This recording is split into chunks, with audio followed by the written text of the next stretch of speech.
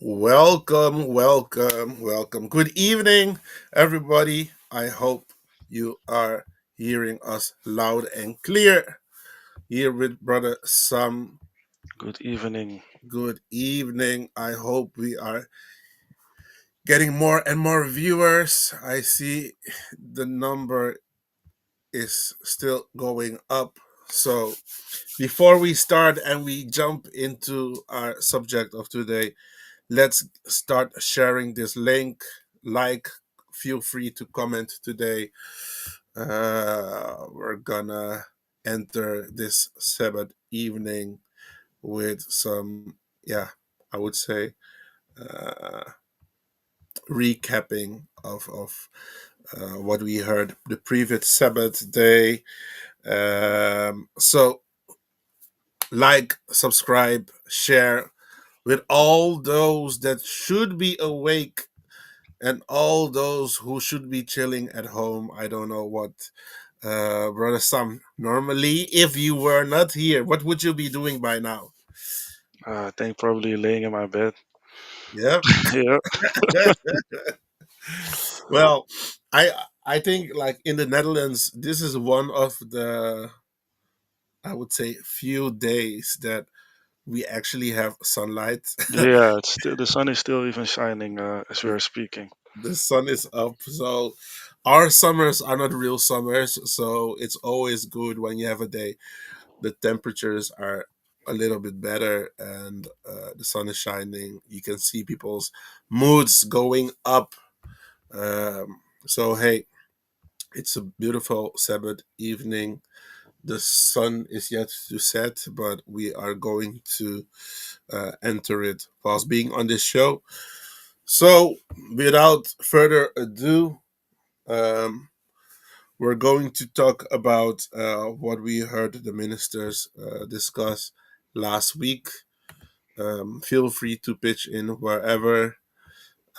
Last week's message was about Nehemiah. We were discussing the subject of different men, great men in the scripture. And yeah, we're discussing Nehemiah. The wall in times of trouble, rebuilding the walls in times of trouble. So that's why today's subject is restoring broken walls. I think the people that are very observant will know this is our Slogan. slogan, yeah, as well. So just looking at that slogan, I hope different people are able to comment on what you think, um, or why we chose this slogan. But brother Sam, maybe you are able to share a bit. Were you familiar with this story about Nehemiah before our minister shared? Yeah, I've read it before, Hmm, uh, but usually over time, when you don't read it again, you tend to forget it. So yeah, when the minister also talked about it, it also highlighted a few points that I didn't really observe at the time that I was reading it. yeah, Because sometimes you just read it, but you forget the messages that are also in the message itself. So, for example, how he went about with receiving the message and also how he strategized himself after receiving the message.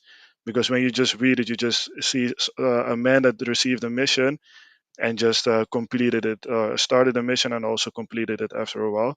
But you tend to overlook what he did to actually complete it and make sure that he also yep, went about it the right way. And that's what I missed the first time. yeah, yeah, And yeah. that's what the minister, for one of the examples that the minister highlighted during his teaching. Yeah, yeah, yeah. No, for me it was actually like a wake up call. Yeah, How he broke down the whole story. I was thinking about how I used to read scriptures when I was younger, yeah, and just see certain sentences and and then ask myself, what must have been the frame of mind and when he chose to do certain things, right? Yes. Uh, and I think it opened my eyes at least that there's more in scriptures to be learned. So we're never outlearned. We always need to study more and more and more. Yeah. So. Okay, but I do have a question because Mhm. before, when you were younger, you always, from what I understood, you always try to get in the mind of the person, of the character. Yeah. Are there some things that you already discovered before when you were younger, and that you were now like, it's a confirmation, or was it more new information for you?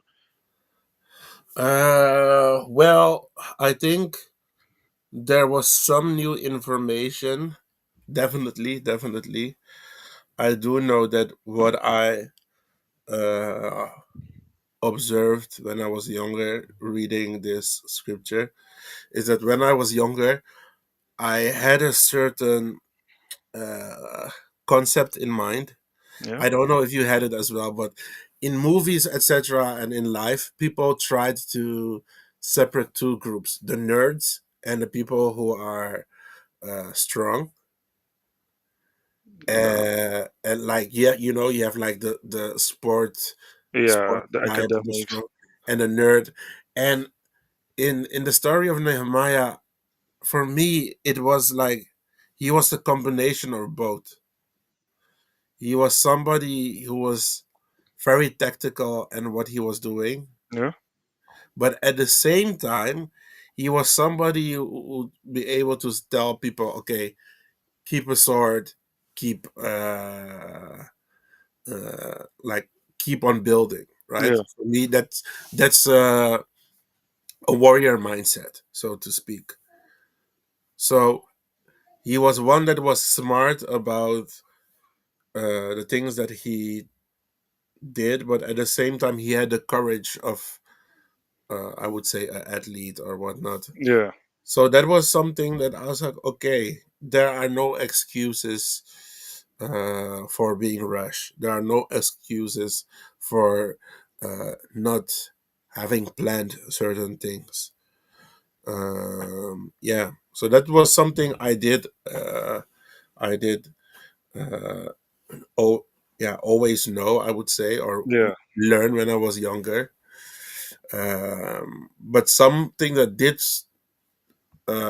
stick out for me um, was something that I'm struggling now with as well. Because when I was younger, I was a bit more of a timid person. Yeah. I wouldn't talk to anyone, even if I would go to like parties. I remember if I would go to parties, I would try and hide before we enter the house Yeah. because I didn't even want to greet family members. I was so shy that I would try to stay in the hall so that I didn't have to enter the living room, and Yeah. it would always be an awkward thing with my parents. So, um, looking at that, and then now being at a place where sometimes I doubt if I share things too early with people. Mm. Our brother was speaking about sharing your plans too early, Yeah. and that it did raise a question for me. Am I sharing certain plans too early? Is that the reason maybe that certain things I get discouraged and I don't execute it the way I intended to execute it? So there was a question, and maybe I can pose it to you as well. Yeah. But did you ever like experience that you in your opinion you shared a plan or something too early? Yeah. Um, yeah, I think maybe sometimes that you want to do something new, and that are small, mostly are small examples. For example, Mm. when I'm working somewhere and I'm like, okay, I'm going to work at this new place, and it has happened to me like 3 times in a very short time. I was like, yeah, I'm going to leave this place. I'm going to work at another place, and then it was also about a specific place where I already went through the procedure, and I was just at the last moment. But I was talking about it so much, and then at the final moment, something went wrong, and then I Oh, was still at the same place, and I have to explain to everybody that yeah, that the deal is not going through anymore. And after a oh, while, I wow. realized like it is a small example, but when it happened like Yeah. for the third time in like a few months, I was like, maybe I should just wait until everything is finished before I open my mouth, because it might Uh, be that I'm just talking about it too much, and that I yeah. don't know. So a lot of times people just say it's an evil eye. I don't necessarily want to say it, classify it as an evil eye, Hmm. but I don't know what it is. Sometimes you just need to keep your mouth quiet, and you can talk about it, but also not with too many people, because that's also another part that I do want to highlight. My problem is usually that I don't really communicate with other people when I'm going to do something new. Like I Hmm. don't ask for advice, or I don't include people in my thinking process. I Yeah. just announce it. And that's what I mentioned, the previous cases where I announced it a little bit too early. But the problem is usually I communicate things too late. For Too example, when late. I'm going to do something, when in my head it's fit for purpose, or I know that I want to do it, I Yeah. just do it. So, Hmm. and that's Interesting. also, so that's on the contrary a problem. Yeah. Yeah. Yeah. Yeah, Yeah. That brings to mind like the question about the king. You know that Nehemiah, he went to the king with a certain, I would say, demeanor. His countenance was low, yeah, and then he found favor in the eyes of the king. I think sometimes as well, uh, being in the right circles, and then being, I would say, uh, not covering up that which is taking place on the inside. You know, it might just cause you to get the right amount of favor yeah, for you to get the I would say the breakthrough. You know, so that you know, okay, that person will tell you now it's the time to speak about yeah, the subject. So that was just something I wanted to share, because I as well am a person that I like to keep things to myself, and sometimes as well I have had situations where I overcorrect and I speak too early. yeah, But I do think that if you have the right circle around you, especially people that you look up to, they can sometimes see that, hey, there is something different about you. And then because of where they have been, or uh, their spiritual maturity, or their level that they yeah. are at, they can see, hey, okay, we need to help this guy, because otherwise he'll be stuck in a certain area. But no, that makes definitely makes sense. But I also Uh, do have another question. Seeing we're already talking about it, yeah. because what do you identify as the issue when when you overshare things, or when you share things too early? Why do you think it can be a problem? Or Ooh, I okay. This is because uh, that's something I'm actually curious about it. I also don't necessarily have the right or wrong answer to it. yeah. I think this is something that I have fought with the past, I would say, 5 to 10 years Yeah, with, because there was a time I was so in search for information. I loved information because being younger, um, I gathered information, and it has had always been a help to me, right? Because yeah, I was in a protected environment. My parents were very strict, so couldn't go anywhere, couldn't do anything. I had just a certain set of people that I was allowed to chill with or whatnot. And so from that protected position that I was, Yeah.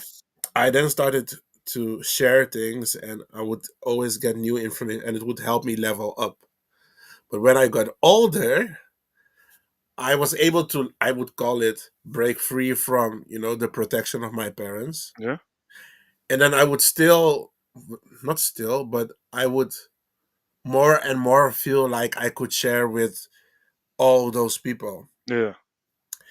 And what I do think that happens is when you share things with people, people always feel like because you shared it with them, they are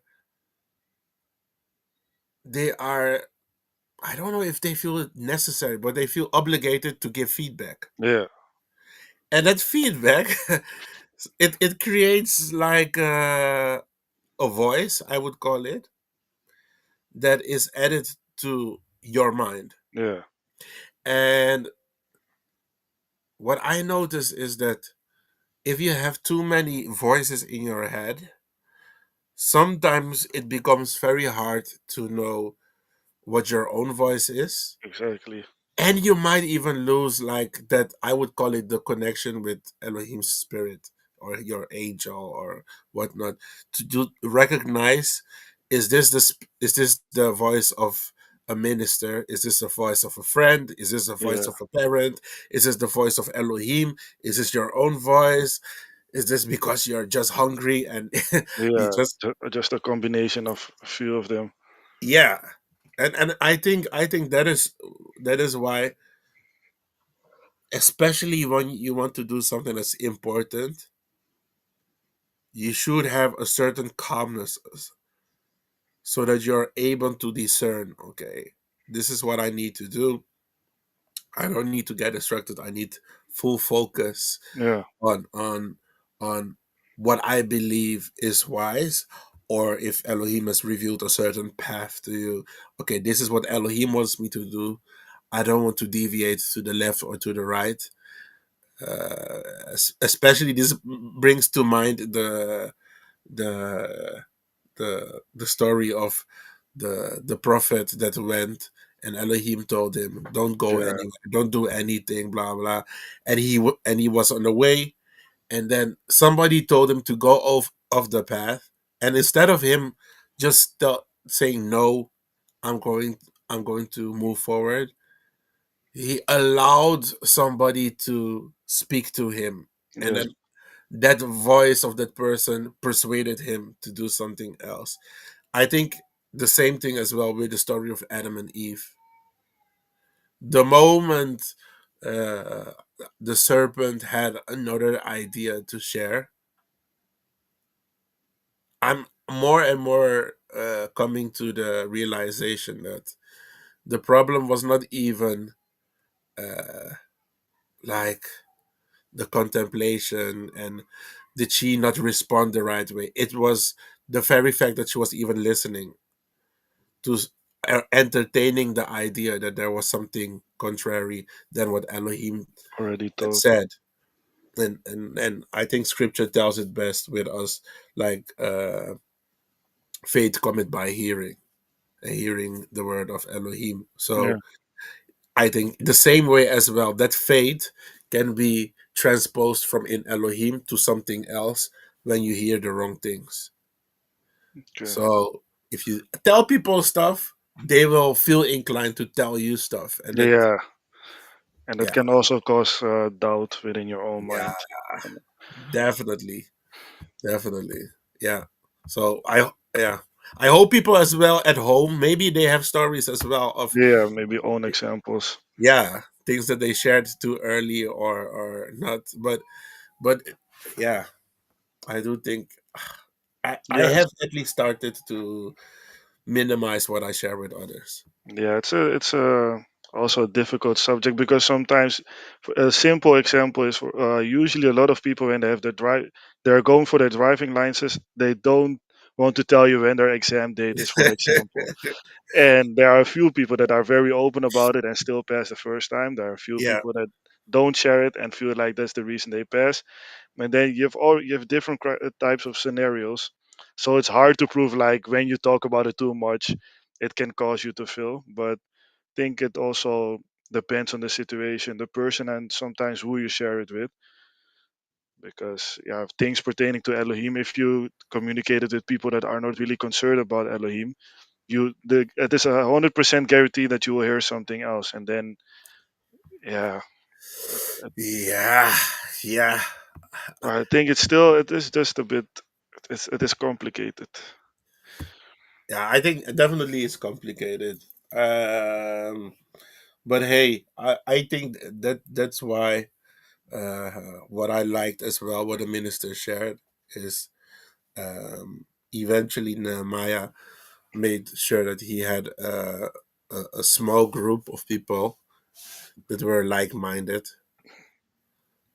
or at least that yeah, they had the same idea, or Yeah, they had the same yearning, that we need to restore yeah, Jerusalem or Israel. uh, so I do think that making sure that there are people around you with the same vision, etc. yeah, uh, Even if you don't always tell them what's going through your mind, or they can help you at least at the point of when you're weak or something. They can help you raise up, and can help you stand up.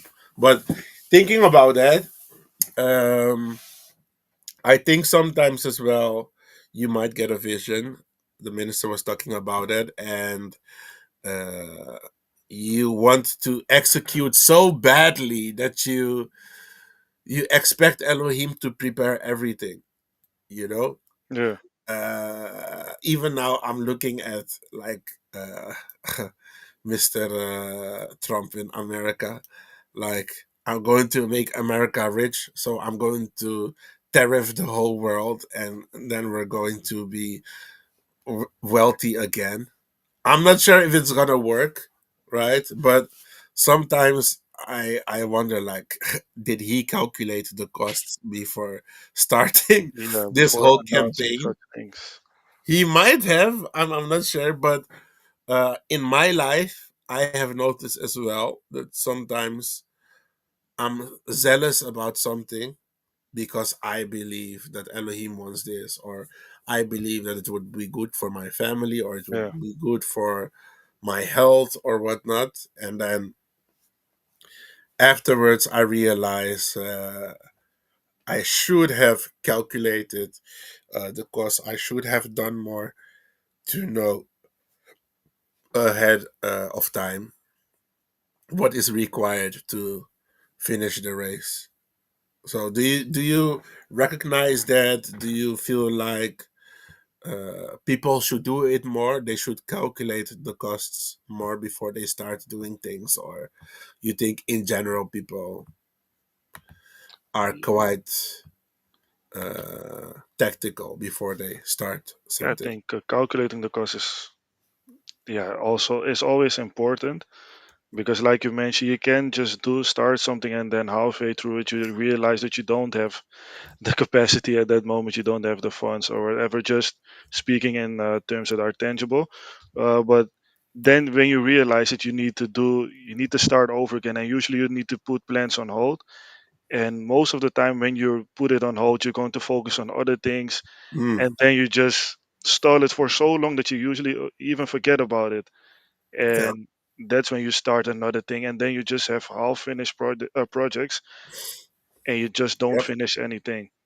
So I think it's important to at least try to finish one thing, and before you do that, you need to calculate if it's possible. And obviously, we're not talking about money, but more about how you're going to achieve it. And yeah, for that, you would need to have a strategy. And that's yeah, for it even counts for almost everything we do in life. Definitely. I always think about, when I think about this subject, I always think about uh, writing exams and stuff. Like, if you don't study well enough for the exam, and like in the Netherlands, for instance, you need to at least have a 5.5 out of 10. So let's say a 6 out of 10. If you get the 5 out of 10, you need to redo that whole thing over again. And you're gonna waste, in my opinion, you're wasting time, because you could have done just a bit more effort to get that 7 out of 10, and then you wouldn't have to re like study that whole subject again for a second time, plan again, sit again in the examination room for a second time. And I think that it's the same as well in the faith. I'm really realizing that now, when it comes to scriptures. Um, I I want to memorize more scriptures, and now I realize that for all those moments that I didn't memorize scriptures, the effect of it is so fast, because I still memorize scriptures that I memorized, I think, like 10 years ago. Yeah, So that means I am basic. If I would have done more at that time, I would have had a far, in my opinion, I would say, at least, I would have had a more sturdy faith, right? Something that's built on more solid ground. yeah, And so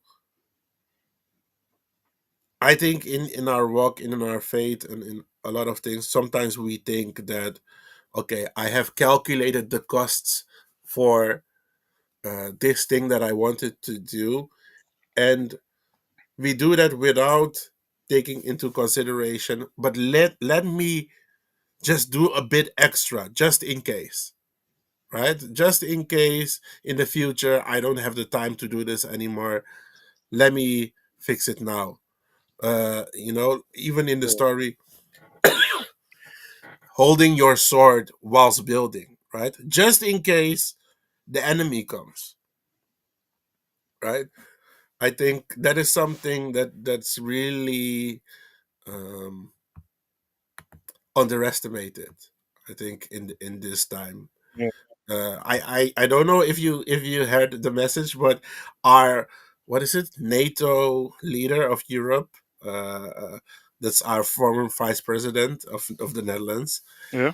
He told everyone to make sure they have like a care package, or they have enough food in the house for, I think, 3 weeks or something.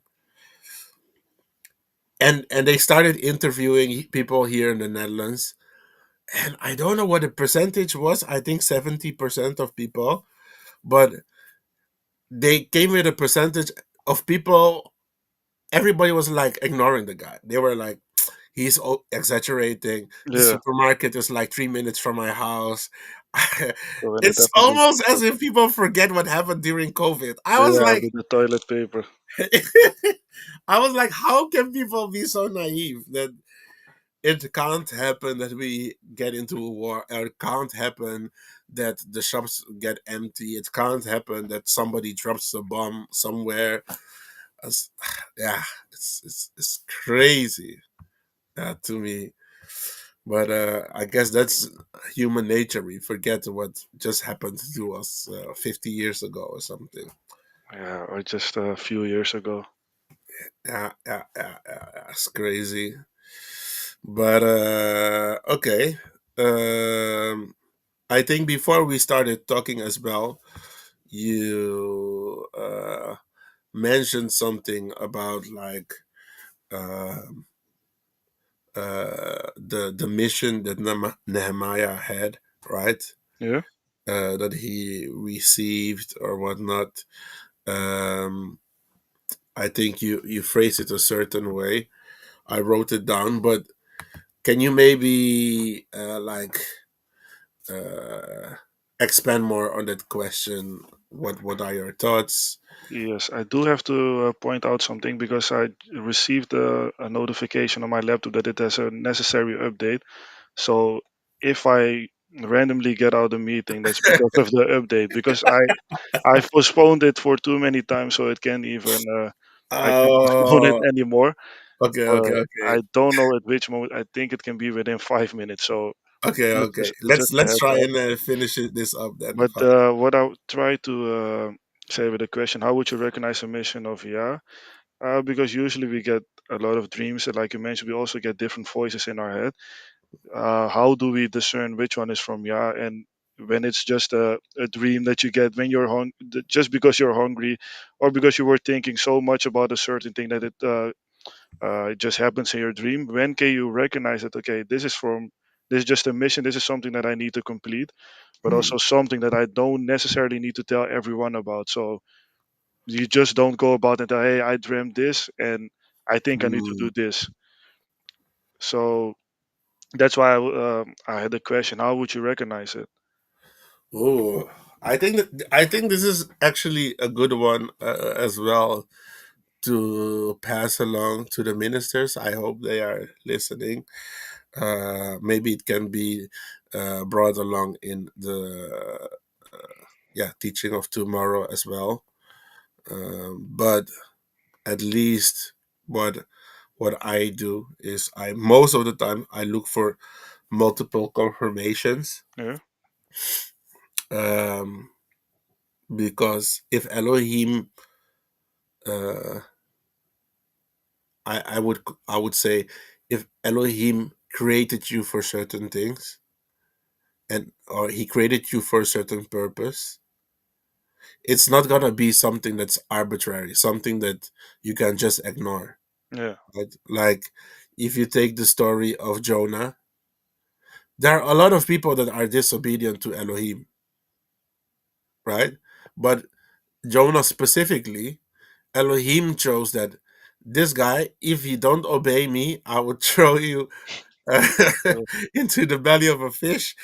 You're not gonna escape me because you have a certain purpose that I have put aside for you. yeah, And I think it's grace as well that keeps us. I think that's why scriptures talks about the seed of righteousness. It talks about the book of life that has been ordained even before like the foundation of the earth. Like it, the names are already written in the book. So it's by grace that Elohim even chooses you for a certain purpose. So I think you should first of all look deep within. Second, get a relationship with Elohim. yeah, He might speak to you in a dream, in a vision. He might speak to you through the ministers. And I believe that through scriptures and all these things, you will notice that it will all align for one purpose. And then the only thing you will need to do is just humble yourself and have faith that Elohim will bring you to the right end. yeah, But it's something that's quite tricky. Actually, I do know that the minister spoke about uh, being mentored.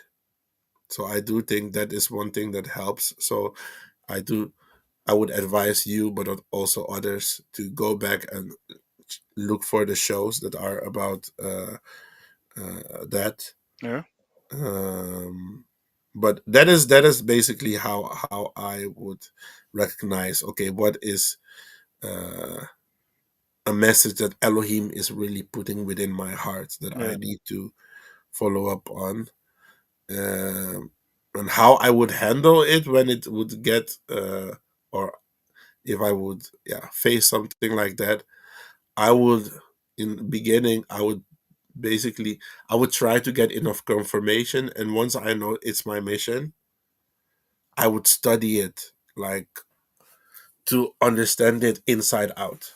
mm, First of all, I want to know everything about it. yeah, And the second thing is I want to spend as much hours possible with on that subject. yeah, Yeah. So that's how I would go about it. But hey, people in the comments, feel free to share as well. Uh, yeah. Yeah, I just received my last warning, so So hey, I think this is a sign. You see how yeah, we need to be receptive of messages we are getting, even from our laptops. So that means we're ending the show. But people, thank you for joining this evening. I hope you got something out of what we just shared. Tomorrow we have another show. Um, uh, I will share the subject on the screen as well because tomorrow we're talking about the book of Genesis. Genesis. We're going in a new month, so a new direction as well. So feel free to tune in tomorrow. And Hour of Restorations, we have a lot of subjects on our YouTube channel. So feel free to jump in there as well for other subjects. So I hope you are blessed. I hope you have a good Sabbath evening, and see you all tomorrow and next week. yes, thank Shabbat you for shalom. your insights. Yes, you too as well. Have a nice Ciao. evening. Have a nice evening.